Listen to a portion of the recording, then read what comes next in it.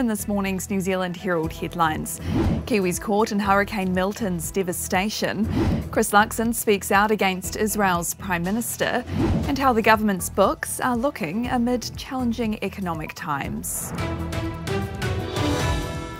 Atamaria, I'm Sherry Kinnear. It's Friday, the 11th of October. More than 100 Kiwis are among the millions of people in Florida battered by deadly Hurricane Milton overnight. 4 people are confirmed dead in St. Lucie County, and the state's anticipating further casualties. The storm has passed through and people have begun assessing the damage in daylight. A storm surge warning remains in place for the east coast of the state, and around 3 million properties are without power. Chris Luxon has given perhaps his strongest criticism of Israeli Prime Minister Benjamin Netanyahu.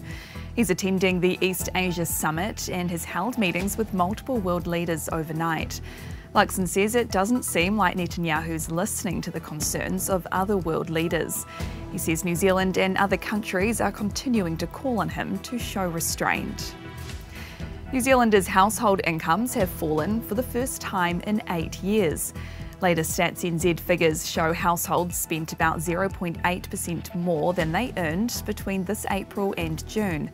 On average, people earned about 0.2% less and spent about 1% more. Infometrics Chief Executive Brad Olsen says it's the first recorded drop for income since the series began. Weaker economy, the higher unemployment rate and less work available to go around in the economy, all of those are very much hitting households and limiting just how much can be done out there. A weaker than expected economy and challenges for the government to deliver on its fiscal objectives. Treasury documents show the Crown's deficit has grown $3.4 billion in the year to June to $12.9 billion. Spending is outpacing income despite revenue increasing by $14 billion. Tax from incomes and GST is up, while the corporate tax take fell by $1.1 billion. And Wellington City councillors have voted to halt plans to sell its 34% share in the city's airport, despite calls to keep the process going. The council yesterday held a meeting to debate a notice to scrap the planned share sale, but the proposal relied on voting on the issue without the council's 2 iwi representatives, a point of contention which saw the council divided.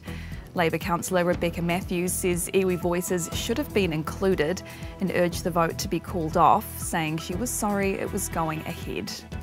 Those are the latest New Zealand Herald headlines, and this is the last Focus Morning Bulletin, as we'll be delivering our video news updates a little bit differently from Monday.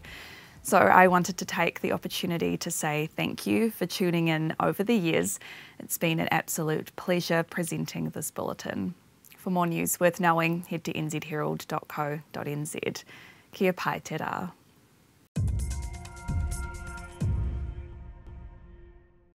Thanks for checking out our YouTube channel. To stay up to date with all the latest New Zealand Herald news, click the subscribe button below or check out one of these videos. And head over to nzherald.co.nz for more news worth knowing.